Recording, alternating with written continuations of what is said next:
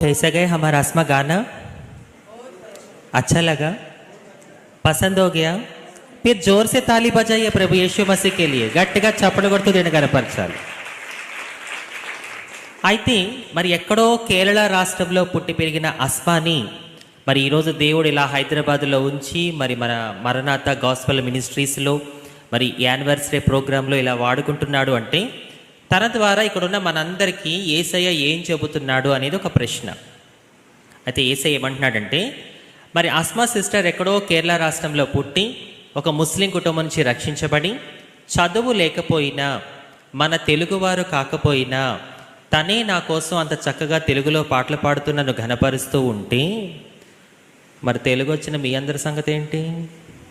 నేను అనట్లేదు ఈ మాట, దయచేసి గొడవకి రాకండి. ఎవరంటున్నారు ఈ మాట?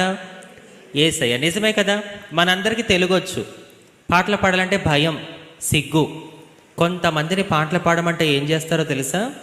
వాళ్ళు కట్టుకున్న పట్టు చీరలు, వాళ్ళు వేసుకున్న డ్రెస్సులు, వాళ్ళ స్టైలు, వాళ్ళ యాటిట్యూడ్ చూపించుకోవడానికి పాటలు పాడేవారు కూడా కొంతమంది ఉన్నారు. ఇంట్లో లేరంటారా? మీరు నన్ను మళ్ళీ పిలవకపోయినా పర్వాలేదు, ఒక మాట అయితే సూటుగా చెప్తాను. మనుషుల్ని సంతోషపెట్టేవారు దేవుణ్ణి సంతోషపెట్టలేరు. నా ప్రియ సహోదరి సహోదరుడా, జాగ్రత్తగా వినండి. మీరు దేవుడి కోసం చేసే ప్రతి పనిలో నువ్వు ఫేమస్ అవుతున్నావా, దేవుని ఫేమస్ చేస్తున్నావా? నువ్వు హైలైట్ అవుతున్నావా, దేవుని హైలైట్ చేస్తున్నావా? This is very important. అది ఆ క్వశ్చన్ని మీకే దేవుడు అప్పచెప్తున్నాడు.